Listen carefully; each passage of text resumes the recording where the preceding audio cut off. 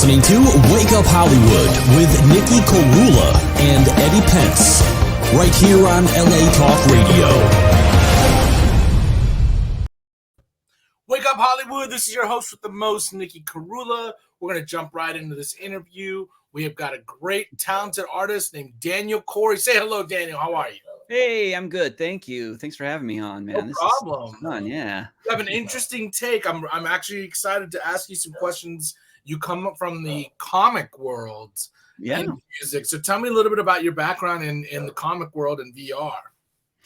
Well, I know a lot of folks, when I say I work in comics, they think I mean stand-up comedy, but it's actually comic books. So we're not too confused once I get into this. But yeah, no, I did. I'm a writer, and I've done a handful of graphic novel series. I did a few books for Image Comics, and some people might know Image Comics from The Walking Dead. That was a book that they published. That's right. So yeah. So and how did you get into that? Were you way into comic books as a kid? Were you into Batman and Punisher, all of those? Like I remember being into all of those: Spider-Man, Batman, Superman, Punisher, Incredible Hulk, Fantastic Four. I was a nerd with that stuff. I loved it. So me too. Yeah. It's funny. I know we have a common friend, Karuna Tanahashi. And I was just telling her the other day about how like the Super Friends was this cartoon on TV. It was just ubiquitous. It was always on one of the local UHF channels.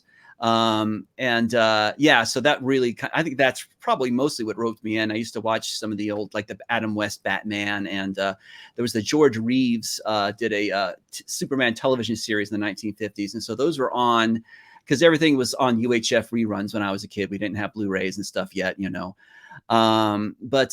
so I started reading comics, and I was mainly like at first, really, as far as comics, I was really into like G.I. Joe and Transformers. Those were like my thing, those are the main comics I read. But then I got into superhero stuff too. And I decided, let's say mid to late 2000s, I wanted to actually start creating comic books. So I really got into, I went back and read everything and read all the essentials again and everything. So, and I started work with Anthony Diachidue, who's an artist that he lives down the street from me, actually. And we did our first book together called Prophet. It was a supernatural spaghetti Western that I wrote. And then I wrote a book called Moriarty.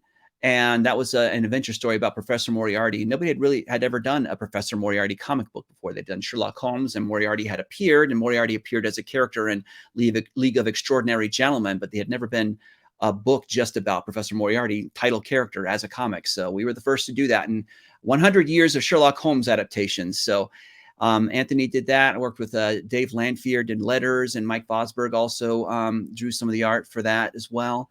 And Image Comics picked that up. I had been going to conventions for several years at that point and showing pages to editors. Everybody kind of knew who I was. I'd go up to them at conventions and talk to them, and they all knew me at that point. I had everybody's emails, and we'd had some sort of rapport. And then it was at that point, though, like everybody had turned me down for Moriarty, and I was like, I'm not going to go to Image. That's too much trouble. They're too big. But finally, I had no choice. They're the only ones left. And so back then, you had to just get snail mail things to them cold. And you couldn't give it to them at shows. They wouldn't take it. So you had to snail mail it to them. And I did that. And like 3 weeks later, they wrote me an email saying, hey, we're interested in this. Want to publish it? Wow. That was crazy. You're like, oh my God, all my comic book dreams are coming true right now. Yeah, it was pretty insane, because it was literally kind of like the you hear about like actresses like Lana Turner or whatever in the old days of Hollywood being discovered in the parking lot. It was kind of like I guess I'm leading up to saying it was my Lana Turner moment. What do you think was the kind of the hook that kind of got them in? Did you kind of like outline a whole series, or did you kind of like just do one or two short comics? How did you kind of approach that? Well, we had we didn't have a whole issue at that point, but we had about half an issue done at that point. So I sent them pages, and they basically wanted 2 full issues done before they would set a date, pretty much. Wow. For the publishing. So So yeah, but yeah, you have to. A lot of people writers ask me how to get into comics. They want to know, can you send? The publishers don't want to see scripts. They want to see finished work, and so it's really important that you team up with a good artist that you can rely on, that is going to hang around and everything. And Anthony and I had already been through this whole like couple of years working on Prophet, so I trusted him really, really well. And you got to have finished pages to send them, and a synopsis of what it's going to be about and all that. But they have to know that it's all written and mostly or partially drawn before they'll commit to doing it. You had to be a huge Stan Lee fan, because that guy created so many empires in that world. Yeah. You have or maybe you still do. Do you feel like the comics could get to the next level and be a movie kind of series or TV series or animated series? Do you think that's the next level? I know you got into VR, so tell me like how you approach that and what your vision is for the comic series. Yeah, definitely. Definitely have an idea in mind to get the books, adapted into film and television. I actually, I can't talk in details, but there was one that's under option right now at a major studio. Yeah. So, and we have some really big meetings happening over the next couple of weeks that will determine the fate of everything. So, with some of the streaming networks and whatnot. So, we'll see what happens there. Isn't it amazing that like these people that have no experience in creating the said idea are the ones that make the decision if the idea should be made? I find that to be so ridiculous, but it is how it's set up, Yeah, it's machines work a certain way, and it's a lot in common with like the music business, and you end up talking to executives and things like that. And I'm not going to disparage anybody that I'm about to be pitching to. So, but I know a lot of industry people, and some are really fantastic, and then I've met a lot of industry people. It's like you kind of see right through them right away. It's like there's some bad apples for sure, and then there's some really decent people, like executives and producers that have a really creative mind. So I'm hoping that we hook up with some of those. That's awesome. So music is at your core. So tell me like what awakened that spirit, to kind of get back to music, or was it always that was like your driving force from the beginning? Well, yeah, I mean, it's interesting because, I've kind of like lived this artistic life as sort of a creative generalist, because I kind of do a lot of things. I'm also like a photographer, and that's awesome. Yeah. So, I wrote a novel during quarantine. I've written like 3 screenplays since and stuff like that. And, that was a nice ride, because I actually, over the last couple of years, when things were so slow, I just started sending scripts off to film festivals for competitions and ended up winning like 35 awards. It's just, my friends are getting tired of hearing about it. Like, really, you're making this up. Shut up. But yeah. So I'm sorry, but I got off track. What was the question again? So we were talking about how music, music. How did it get back to music? Awoken by the spirit of music and wanted to come back to it. So tell me what was the catalyst for that to happen? Yeah. So it's interesting that I just went up on that, and because again, like there's so many rabbit trails that I go down, but music has always been kind of the number one thing in my life, and that's always been I always have music playing, always listening, always being inspired. Number one by musicians and by music, and and film and television and books too. But music is just like, it was like Nietzsche said, life without music is would be meaningless, Very true. So there's something, very inherently just, magical and spiritual about music itself. But, I've been playing since I was a kid. Started off playing piano, started playing guitar, started singing in the choir in high school and stuff like that. And, in college, I had a period where I had a little band, and, we tried to make some things work, and, we all ended up going our separate ways in school and did all this. But, then I got into the comics, I got into the theater world and writing plays and producing plays. And I got into the comics, and, I got sidetracked on that. But it was like the whole gamut of art. Next, you're going to be like, I want to be a painter. That's the one thing I haven't tackled. Yeah, I keep telling myself I'm going to do that. But, that's just another thing, But really, it has a lot to do with getting to know friends like Alex Calise and Dennis Morehouse and Karuna Tanahashi, who are these like A-list musicians and world-class talents, and watching them do their thing. And like, I go to see Alex and Dennis. Their band is Bat Farm. I go to see them every chance I can, and watching them operate, watching them do their thing had been such an inspiration to me that I was like, I'm getting an insider's look at this that not everybody does. Has a chance to see, and I think I better make a journey back to this because my heart had been aching to do music all this time. And so, it was a handful of years ago, I started getting back to writing songs, and they were a lot better than the ones I wrote in my 20s because I've kind of grown up with some experience in life now. Well, be careful with that because it's like there's something that like, unbridled romantic when you're in your 20s, all the things that like, unrequited love, all these things about growing up, all the views on the world, there's like no filter. So sometimes I go back and sort through some of the early songs that didn't make it on the records.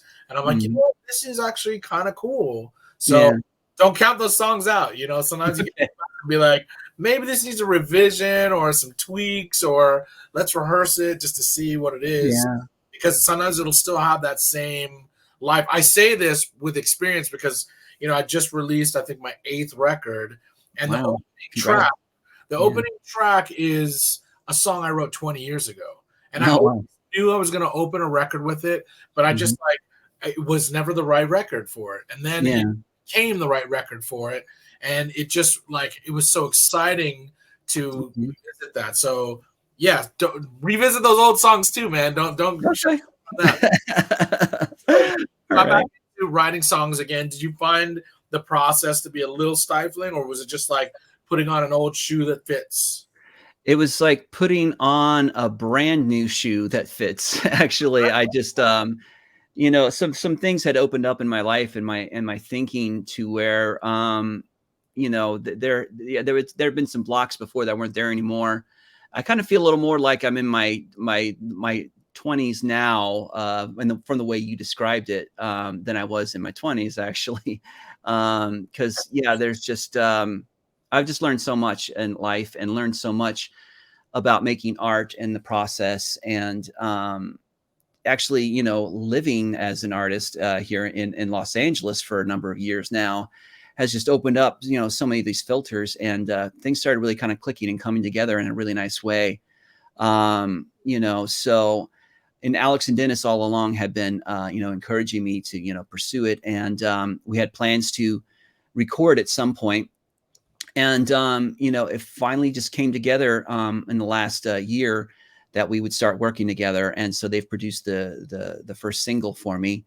It's called Nearsighted. And, we have plans to do more. We're going to be putting together an EP. That's awesome. Exciting. Alex was my guest last week, and I just met her recently at our Mint show. She's awesome. And I met her drummer as well. So I know both of them, and I think they're world of their music. So it's awesome. You touched on something real quick that you said, that all of a sudden you learned kind of so much about creativity or being an artist. Tell me kind of like touch upon those points, because that's one of the reasons why I love doing this show, is like figuring out what people's creative processes are, or like how they get inspired, or like what defines them as an artist. So tell me a little bit about that process, or like kind of figuring out that journey for you. Well, it's interesting. As a story writer, as far as, when I write stories, screenplays, comics, and all this, you set out to do a very logical progression of things. You have a character and you want the story to develop and unfold in a very specific way. Hero's journey, a little bit of a hero's journey arc, right? Mm-hmm. Yeah, exactly right. So there's a lot of really logical thinking in there, but you also, as an artist, got to balance that with, creative and abstract thinking. I think at some point my muscles for abstract thinking in my brain kind of just started turning on a little more, because there's a way that you can express yourself in lyrics in a song that is so much different. There's so much more metaphor in a packed into a 3-minute song than there is into a 2-hour film script. But you can certainly have those kind of brushstrokes in a movie, that kind of creative thinking. But there's something to where a song can be purely abstract. It's like when you watch a movie that's purely abstract, it can get boring if you don't know what's going on or whatever. You can feel distant from it. I find when I watch a movie that's a little bit too abstract, I just I don't feel connected to it. But a song take me to that place, and I'm already creating a movie in my mind. Those are my favorite songs. Yeah, and it's like goes back to the kind of spiritual quality of music that I was talking about earlier. There's just something unique about music that you could kind of say the same. You could maybe take the abstract ideas that would make a bad movie and make an amazing song from it. I like that. So yeah, but just taking a strange left turn in dialogue where an actor is saying one thing but they mean another thing. It kind of translates into songwriting a bit when you kind of like, you can say a specific thing, but you say it in an off-kilter way. You take that left turn that somebody wasn't expecting, but they know what you're talking about. Right. And I love the medium of songwriting because it's like what you said. It's like writing something so concise and poignant and beautiful, or having a spirit of fun, or whatever it is, and putting it in this 3 to 5 minute, block of art. It's a challenge, and I love that challenge, but it's also, there's an art to the brevity of it. That's what I love in songs. So I feel the same way when you write like a novel or a movie. It's a long-winded process where you're kind of living with it for years. And sometimes songs can be like that too, but songs have this life that is kind of like short and sweet, and it kind of carries meaning as it keeps breathing in the stratosphere. You know what I mean? So, absolutely. I love that you came back to that. Tell me about your creative process. Do you start with lyrics? Do you start with melodies? Do you start with a groove on guitar? Well, and I've spoken to a lot of other songwriters about this, and there's this kind of moment where you just kind of start vocalizing, and maybe some words will form just because you have an emotional expression of just the way you're singing, that some specific words will form kind of subconsciously, and then you'll just start riffing with that, and like, well, what rhymes with that, and you just get into this kind of mindset where something that is kind of opaque becomes solid and real, because but again, because like just vocalize, speaking is one thing, but then singing is another. When you vocalize it, it suddenly becomes you're not just talking to people. It's like you're talking to God, you're talking to the heavens, you're talking to everybody in the universe or something. And so some of these ideas that are floating around will somehow solidify, and so that's the moment of inspiration and kind of the magic. And then from there, you got to kind of hunker down and get to the logic part of it to pound it out. Like, what is this? What am I saying here, really? Yeah. Like, what if it means this? And then, if you know what it means right up front, then kind of in a way, you could express things so creatively and go all over the place. Sometimes though you'll write the whole thing and still not know what it means exactly. Right. And I think that's why a lot of times songwriters like, you tell me what you think it's about. You said something like how it kind of appears a little bit like magic sometimes, which it is. I did this conference a long time ago, maybe 10 years ago, and there was a magician there, and he did these really cool tricks. And, like I did a performance right afterwards, and we met up randomly. We'd never known each other or anything. And I was like, I went up to him, I said, man, your magic is amazing. And he said, thanks. I love magic. It's like what I really dig, but I got to tell you, my truth is the thing I love most is music. And I loved what you did. And he said, I really feel like musicians are the true magicians. And I was like, what do you mean? And he's like, think about it. He's like, with magic, we're like illusionists. We're kind of like tricking you, and it's like not really real, but we're going to make it seem real.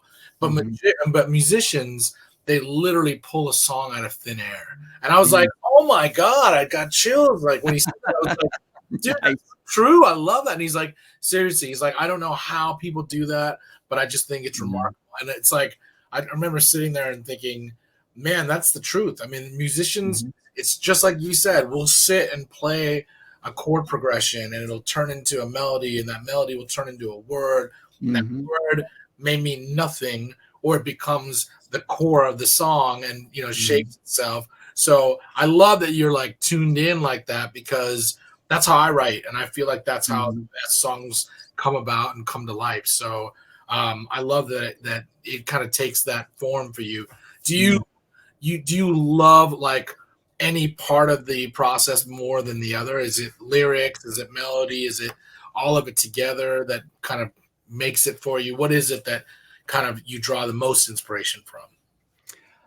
You know, I think it's the whole thing, as you say, like the whole thing all together, just because for the most part, that's how it usually comes to me. I've had occasions where I'll sit down and write a nice poem and I'm like, do I have any music that this works for? Like, oh, this riff I've been playing with for a long time, this works. So that's happened too. And that's nice. But like really, the really special ones kind of come out of the ether that way. You know, I know like, I'm a really big fan of U2, and I know that, Me too. oh no, yeah. He writes his lyrics while the band is playing, you know, and he calls, you know, and they made a documentary, and it's called From the Sky Down.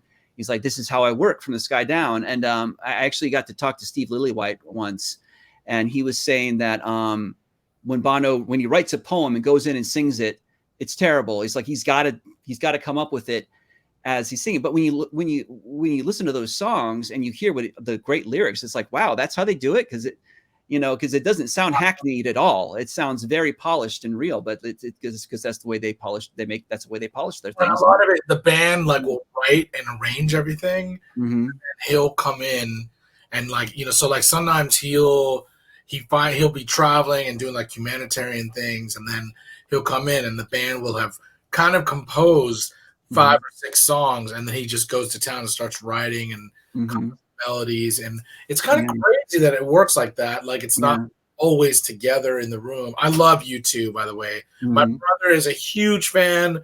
We've seen it many times. I've also met Steve Lillywhite. The guy that I was like super thrilled to meet was Daniel Lanois. Oh, I've talked to Daniel. I actually interviewed him. Yeah, he's wonderful, dude. He's like, met him twice, and every time I meet him, I'm like, that guy is the truth when it comes to music. He's just like absolutely just of the real. So, anyways, let's play something. What do you want to play first? I suppose we could. I don't know. Do we want to drop the single first? Yeah, let's do the single first. All right. So this is my my upcoming single, Nearsighted. So it's produced by Alex Gleason and Dennis Morehouse, and so it's me on guitars and lead vocals, and Alex on harmonies, and it's probably June 1st. We're thinking. I think it might be release. Here it is. Here's Your View by Daniel Corey.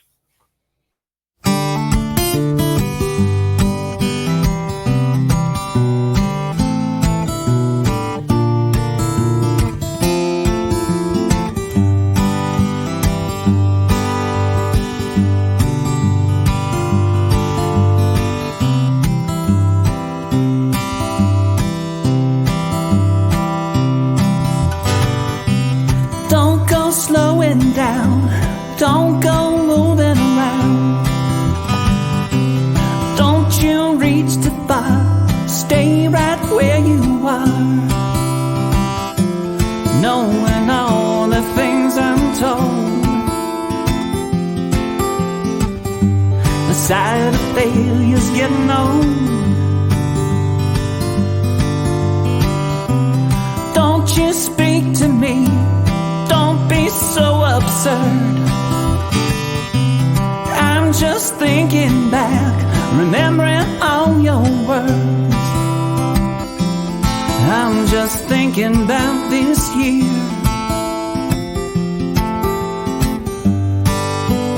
Built around my fear.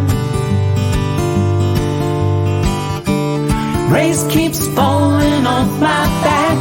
Slip, slip, sliding through the cracks. The meaning of it all is going slack. I sometimes wonder what you think I'm going through. Nearsighted and I'm blinded at the sight of you.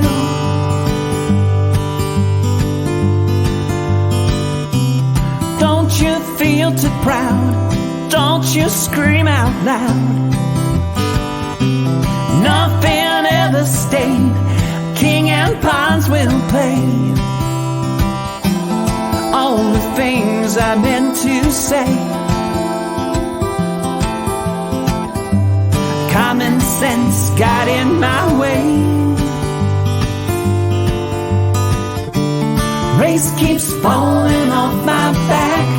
Slip, slip, sliding through the cracks. The meaning of it all is going slack.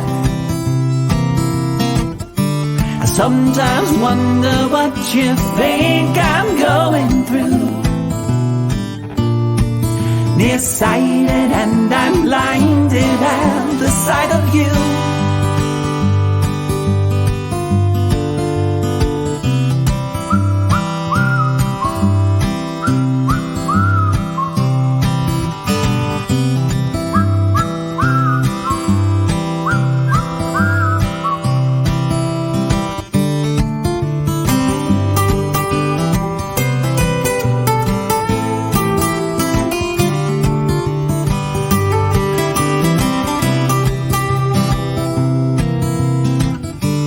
Race keeps falling off my back. Slip, slip, sliding through the cracks.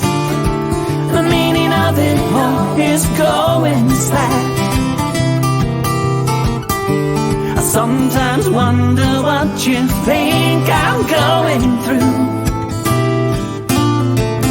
Nearsighted and I'm blinded at the sight of you.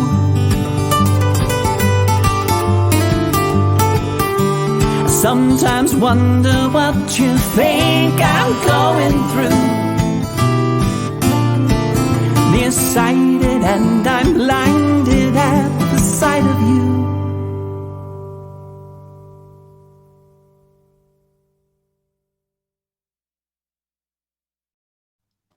Very cool. Thank you. Thank you. Correction, nearsighted, not near view. I was thinking rear view. Oh, that's all right. That's all right. Bad intro. Let me read. It's not even out yet, so you'll get to know it. So tell me about the inspiration behind the song. What made you write it? Well, you know, I was definitely thinking along the, you know, vibes of like 70s FM radio, Paul Simon and things like that. I'm also a really big fan of Fruit Bats, and Alex had actually sent me this link of this short film they did.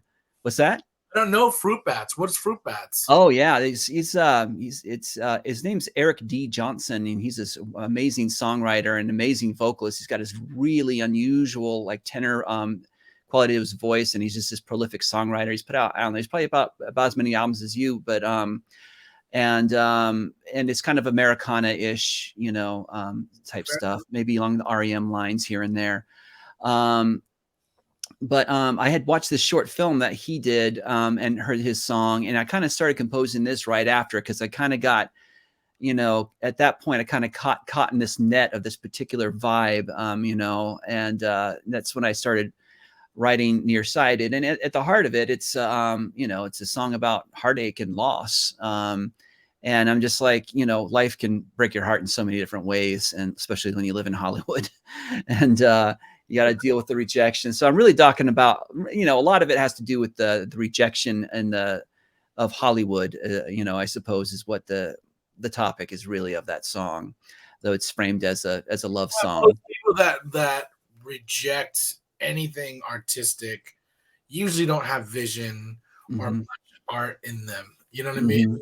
It comes down to, if you have music in you, you should be able to see where something's at and the possibilities. If you don't have it in you, then I don't think you should be judging music. You know, it's just like but it's just the way things are set up because of you know, how the industry, there's that balance of power. It has to kind of run that way. But I love that you're way into Paul Simon. We have a lot of the same influences. I know you're big into Dave Matthews, big into Paul Simon. I got to tell you something super cool. So I went to this Q&A with Paul Simon. Oh, nice. It was at the Grammy Museum. And I usually don't raise my hand and ask questions. I usually just sit and listen. Yeah. But Paul Simon. I was sitting in like the third row. Oh and, man. Like I got asked this guy a question. So I Yeah. raised my hand and he was like, this guy right here. And I said, Clive Davis said Bridge Over Troubled Water is the greatest song ever written. What's the song that you wish you wrote? Okay. Mm-hmm. He said, I never really thought Bridge Over Troubled Water was my song because he said I only sang on a verse and Art was singing it and I just kind of was playing in the background. So I didn't really feel like that was my song, but if I had to choose a song that I wish I wrote, and this is crazy and awesome, he said it would be Silent Night. And I was like, what? Christmas song. He said, yeah, he's like something about that lilting melody. It's amazing. And this was like a CD release for his latest record. Yeah. And so like everybody got copies of his record. Yeah. And I put it in on the way home. In the middle of one of the songs, he quotes Silent Night. Yeah. And I was like, oh my God, that's why, it was so random. We had that song Christmas Day on that So Beautiful or So What, that album, probably that one, right? Yeah. Actually the record right after that one. Oh, okay. So Beautiful So What. It's I don't know the name of the song, but I'll send it to you. Yeah, yeah. Well, he quotes a lot of like biblical stuff and talks about God a lot, so that makes sense. Crazy that of all the songs, I thought he would have picked an Elvis song. I thought he would have picked a Beatles song, a Stevie Wonder song. No, he chose Franz Gruber song from like, the 1800s. So crazy. So I just want to share that with you because not many people know that story or have heard it, and I knew you'd appreciate it because you love Paul Simon like I do. Now you love fingerstyle guitar, and I love that too. Mm-hmm. James Taylor has to be an influence on you. I'm sure he is. Who was it? James Taylor.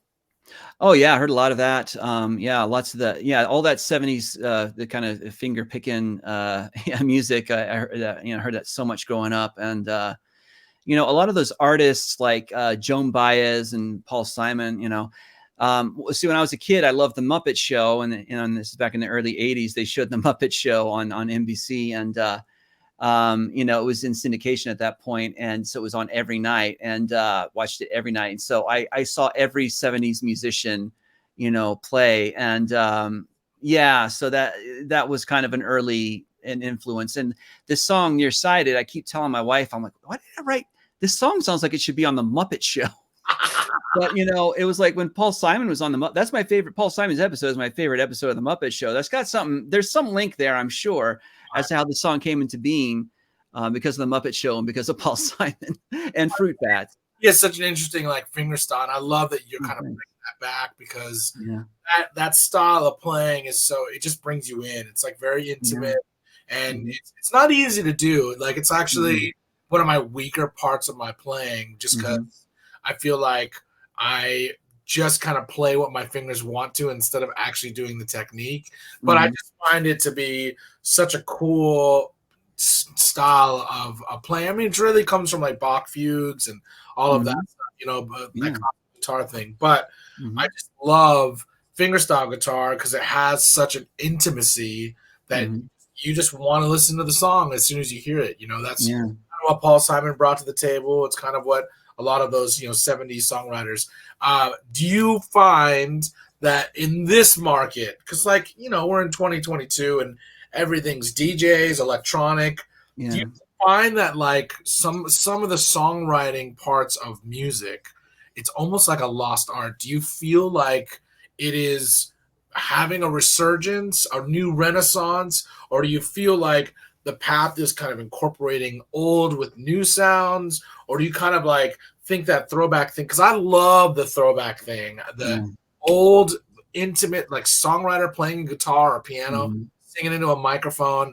There's nothing more special to me than that. It'll always have this like amazing prized possession to me like that. I find with the younger generation, they don't feel it like people in the 70s and 80s. Like our generation, we feel music like that. But I don't know if it's because of tech, if it's the technology that kind of drives the art. But do you find that there's, kind of like this discrepancy between how the art is perceived when it's, I love folk music, but folk music to a millennial is a different, you know, it's like almost old timey. But I'm like, no, it's not. It's so beautiful. It's like, what is happening now? How do you find that place in the marketplace that, you know, kind of like putting that back into the marketplace? How do you feel about that? I'm so curious because I love all those songwriters that you're influenced by, I'm influenced by, and they're like it's like a dwindling part of the trend in music, and it drives me crazy because that to me is the truest of songwriters, when they can sit and just play a song for you, and that intimacy is right then and there. And most of the bands and artists I see, a lot of them are playing the tracks, and it's like not real. It's like drives me crazy. I'm like, take the computers away and just play me a song, you know? So how do you feel that that resurgence can either take place, or is it taking place? Well, you know, the thing is, I find that for me to find the music that I like is so much easier now because of all the streaming services, because of the Spotify and all that. And I know like Spotify has its thing as far as like how people are being paid. That's the problem. But then the great thing about it is it kind of is democratizing access to music, you know, and it's giving so many different sorts of artists that wouldn't get play on terrestrial radio a voice, you know, like somebody like Fruit Bats, you know, I found them on Spotify. And another one of my favorite like kind of new artists is this duo called Beta Radio, and I got to interview them during quarantine period. And but the thing is, like, you go on Spotify, if you look for Beta Radio and you look at all their, if you kind of look through all their numbers, they had like, at least when I interviewed them, they had something close to 100 million streams or something. And they're doing like very mystical, like Americana folk music. They don't have like any like fast songs, you know what I mean? It's all beautiful, transcendental stuff. And so people are finding that, you know, it's just, you know, it's just, you know, youth culture defines a lot in society, it seems. So, you know, we hear about the young artists. That's what I find to be kind of remarkable, because it's like, is that what is dictating the trend, or is it, you know, older people saying this needs to hit and this is who we're going to gear it towards, and then it becomes a trend? You know what I mean? Because, well, you know, chicken like, or egg. yeah. And the reason I ask is like, I have a very like respectful place for songwriters. I just feel like songwriters, that craft is a very special thing to me, and a lot of it's being done with, you know, 10 people in a room instead of like a songwriter writing a song and recording it. And that's, I have so much respect for what you're doing, because you're a songwriter. You're just recording your emotions, your stories, your, you know, your poems into these beautiful songs, and it deserves more eyeballs and ears to kind of understand how difficult it is to do that. Because I find that there's so many pop artists today that they're not writing their own songs. You know, there's like 10 people writing the song for them, and the producer's doing the track, and somebody else is playing guitar, and they sing a couple words, and it's like, you see like Paul Simon, what a visionary in music. It's like he was making concepts. Every record was a different vibe and feel. So I love that you come from that 70s, you know, influence. How did that come about? Was it your family? Was it just what was on the radio when you were growing up? Like, what was all those sounds? I'm sure you were into Simon and Garfunkel. And you were in, and then you got into Dave Matthews. Tell me a little bit about like how those songwriters kind of helped evolve the direction of what you loved in music, or how you like to write. Yeah, wow, that's great question. Yeah, I mean, so my you know, my parents loved artists like, you know, Simon and Garfunkel, and like also my dad was a huge Motown listener, and so, you know, I heard all the great music growing up, and I also, you know, going to church, like hearing pianos and choirs and organs and people playing acoustic guitars and stuff. So I had, you know, a lot of access to hearing like really good music all the time, which was a real blessing, you know. But I remember like the first time I was probably, I don't know, 8 or something, but like I was driving with my dad through the neighborhood. We're going somewhere at night, and Scarborough Fair came on the radio, and I just remember being entranced. I'm like, I've never heard anything this beautiful, Right. you know. It was mystical, and it was like, you know, this is, you know, there's you know, it kind of like in the Walt Whitman sense of like a transcendentalism, you know, where you kind of just get lost in this moment and you kind of go on out beyond yourself, you know. So yeah, so it was like what I was exposed to, and like what, you know, what my family was into. And so, yeah, so I heard a lot of like the, you know, again, it's like the Paul Simons and all these type of people from the Joan Baez's, the James Taylors, and all these people from the 70s and whatnot. It was, you know, in the mid 90s when, like when Dave Matthews first hit, I remember being at a friend's house kind of late, and he had MTV on because it was in the mid 90s, you know, and, they turned it on. It was like in the middle of What Would You Say, his first single, you know, it was like in the middle of that song. And it was just like I just heard like 2 notes, and I sat down and I'm like, what is this? Because I had never heard anything like this. I mean, I'd never heard somebody play an acoustic guitar like that before. It was so, you know, so creative and so different, these crazy sliding riffs he was coming up with. And I was just like, I want to do something like that. And I wasn't really able to accomplish anything like that, you know, anytime in the 90s, I would say. But it took a while for me to really come in to have a voice as a guitarist. But, you know, it was back in the beginning of 2020, before all the badness.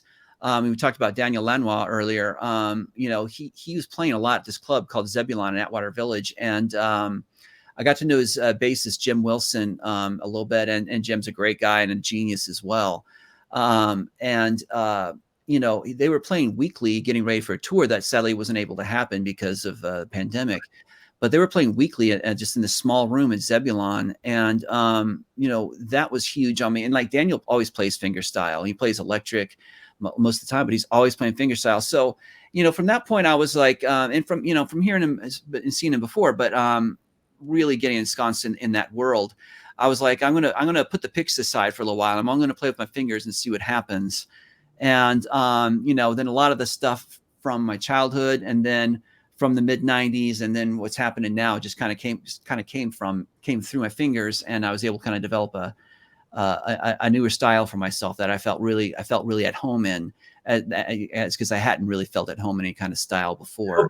Never stop, because fingerstyle to me it's like I said, it's like such an intimate art form, mm-hmm. and a way to play the guitar. I think I only have like maybe 2, maybe 3 songs that kind of showcase that, and it's like I always look to have a song like I always hope I can write a song in that direction, mm-hmm. but it doesn't always come out that way. Like sometimes I just want to strum, or I want to play something weird and different. Yeah.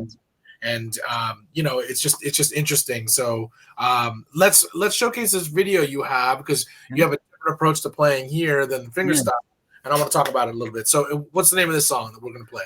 So this is the first time, and it's a live video, and actually Karuna Tanahashi actually did the videography here. It was kind of spur of the moment thing. So yeah, it's kind of a percussive style that I like to do. So. And you said it's called First The First Time.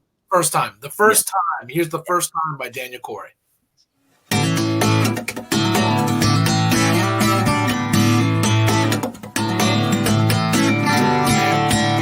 You got the video? There? Sam? It was the first time that I know I saw your face. You were drawing log lines in a scattered green outer space. I knew that this time was for good. Sam, are you there? But I had Let's play this video, Sam. Everything was understood. We all had first times, walking through our lifelines.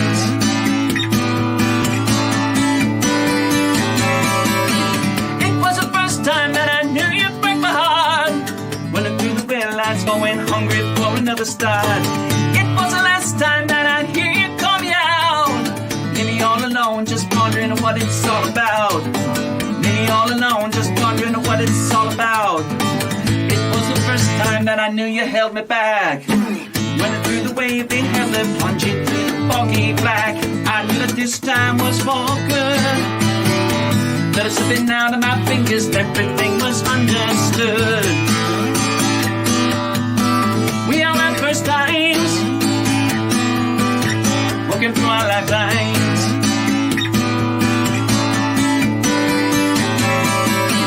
It was the first time that I knew you'd break my heart.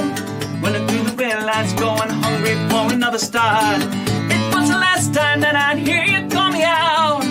Leave me all alone, just pondering on what it's all about. Leave me all alone, just pondering on what it's all about.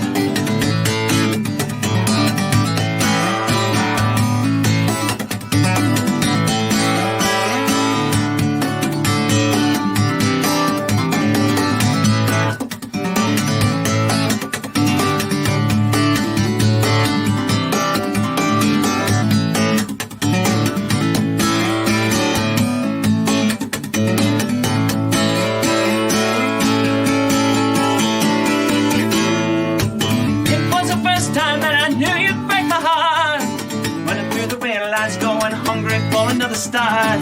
It was the last time that I'd hear you call me out. Leave me all alone, just pondering on what it's all about. Leave me all alone, just pondering on what it's all about. It was the first time that I had it all worked out. Running through this maze up there, just wanna scream and shout. It was my first time. It was my first time. Gonna be my last, gonna be my last. If I can help it, it will be my.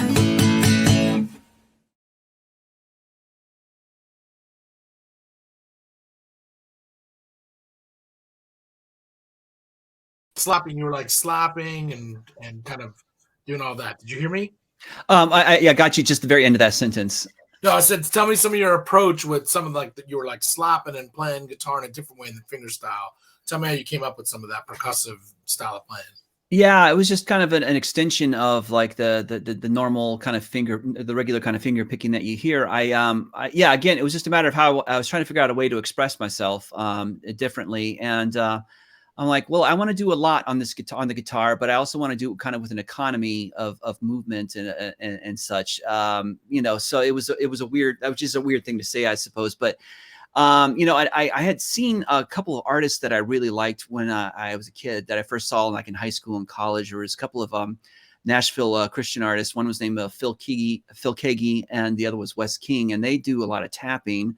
You know, and that was like some of them, but they're very virtuosic and they're up and down the fretboard and all that. And I hadn't like really concentrated on that part of it.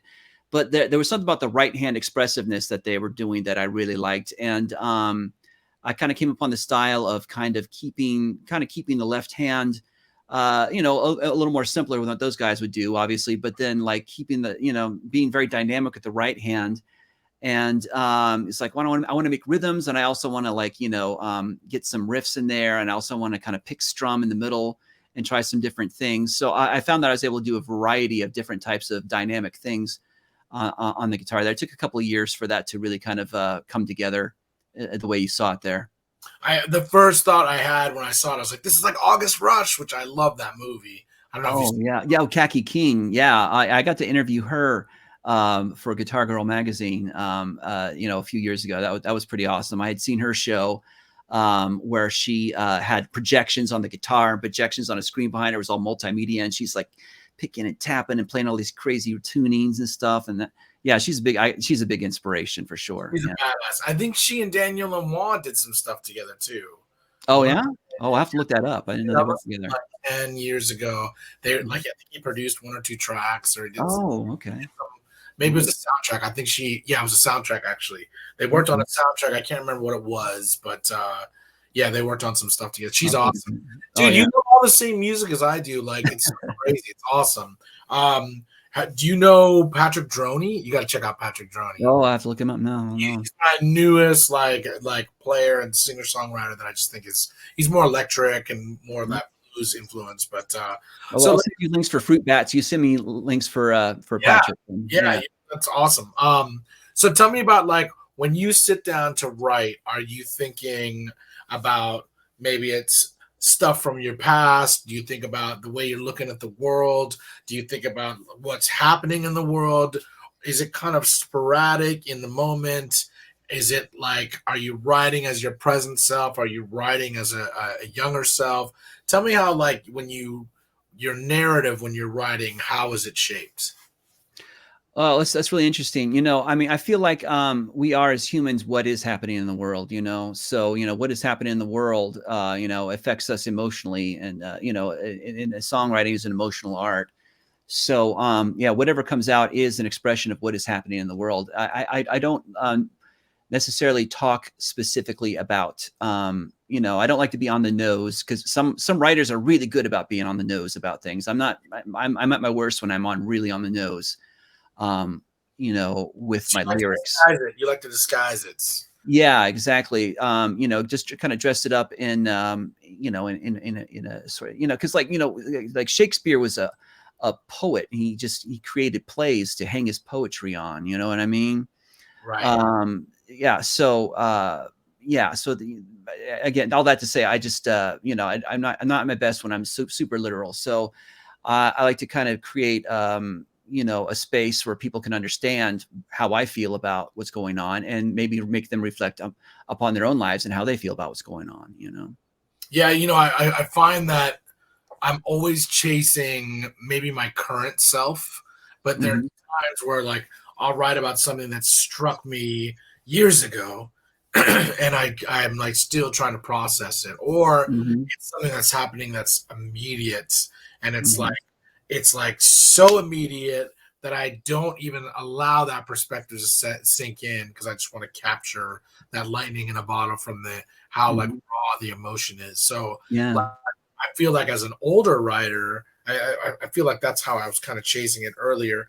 Now it's a little bit more seasoned. It's like I'll take Mhm. my time with it, and, like, you know, I won't rush into songs. I will kind of like make sure that the song gets to where it needs to be, and no questioning, you know, Mhm. where it's going. You know what I mean? It's like Yeah. if it goes somewhere weird, it's gonna go somewhere weird, and I'm okay with it. You know, so Mhm.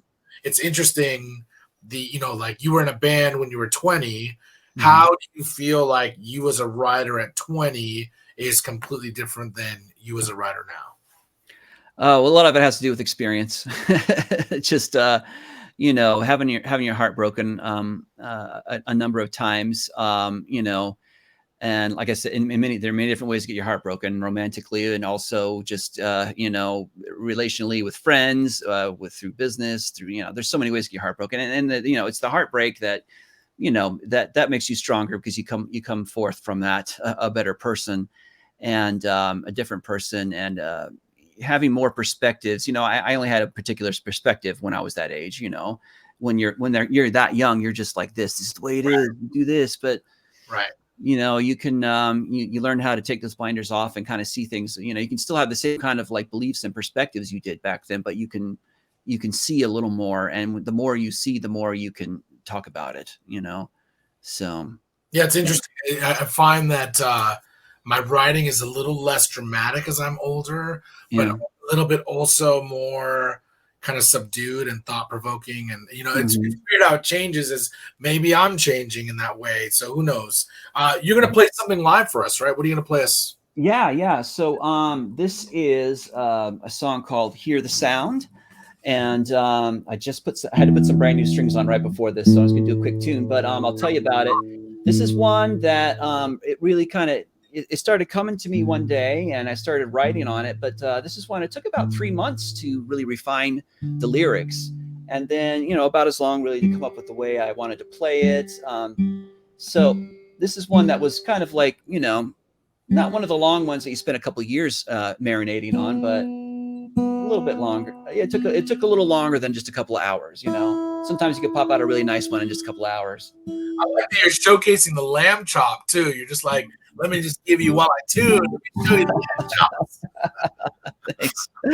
Oh yeah, yeah. That was these came from when I was doing my Moriarty book, and I just kind of, yeah, I wanted to brand Professor Moriarty, and so they just kind of stuck. That's awesome. I like it. It's a cool look, man. So what are you gonna play? What's the name of the song one more time? Hear the sound. Hear So the, here we go. Daniel Corey with "Hear the Sound." All right. We're falling down. When I see that place when I hear the sound. Dawn is coming round. Spirit, speak to me, don't let me down.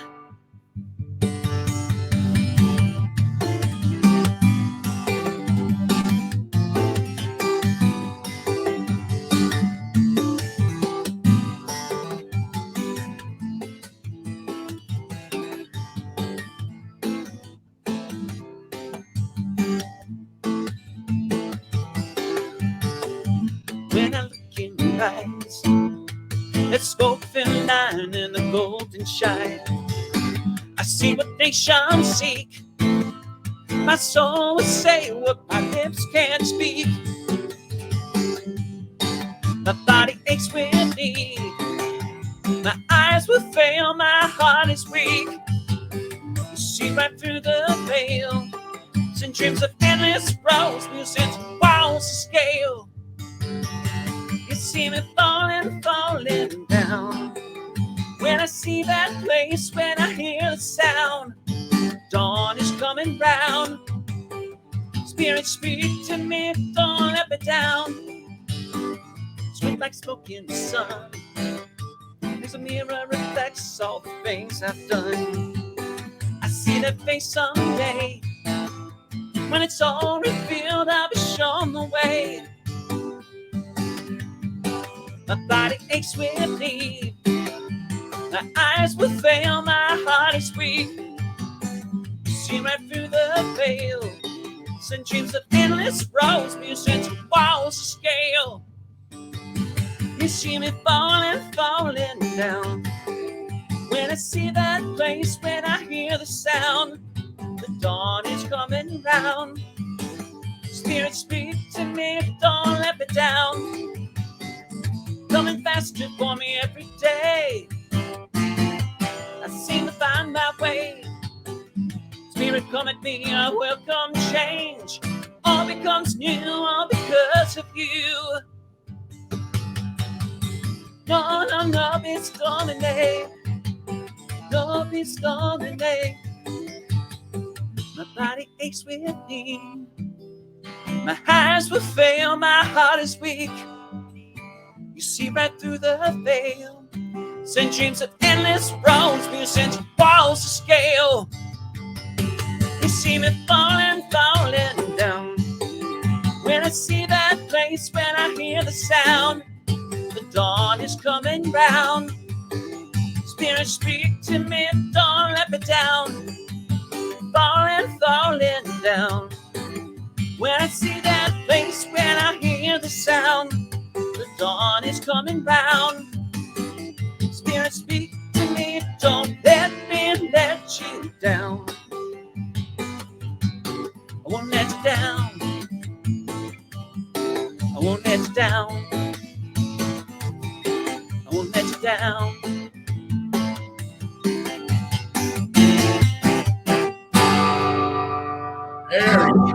Yeah, man. That was awesome. I like that style. Like, it's percussive. It's like, it's just got rhythm. It's got a lot of dynamics. It's very cool, man. I love it. Thank you. Thank you for letting me play it. I appreciate it. Where can people find you? Where can people find you if they want to find your music online or follow you on websites, etc.? All right. So my online name is Danger Cat. That's Danger Katt. So you can find me at the Danger Cat and Danger Cat World on Instagram, dangercat.com, Danger Cat on Twitter. So I'll be hitting Spotify though for the first time, and Spotify and all the streamers. Probably June 1st is the date we're aiming for, so that you'll be able to really find my songs then. But I do have videos. Daniel Corey. Which one? What's your moniker going to be for the music? The music is going to be Daniel Corey. Okay. But it'll be a Danger Cat production. You'll see that in the liner, in the liner notes. Yeah. Cool. So well, we look forward to hearing more music, and we definitely have to connect on music, man. I didn't get time to talk about it, but I actually opened for Dave Matthews, and I did.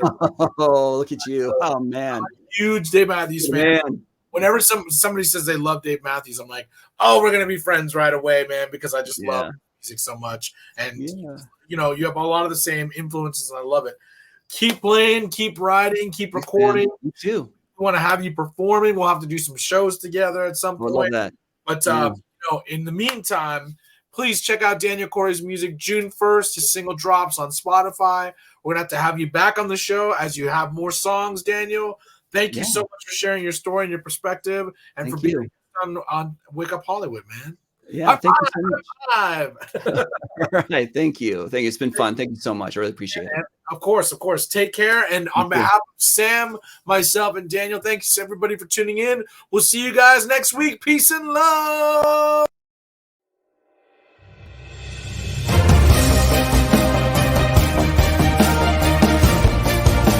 You're listening to Wake Up Hollywood with Nikki Korula and Eddie Pence, right here on LA Talk Radio.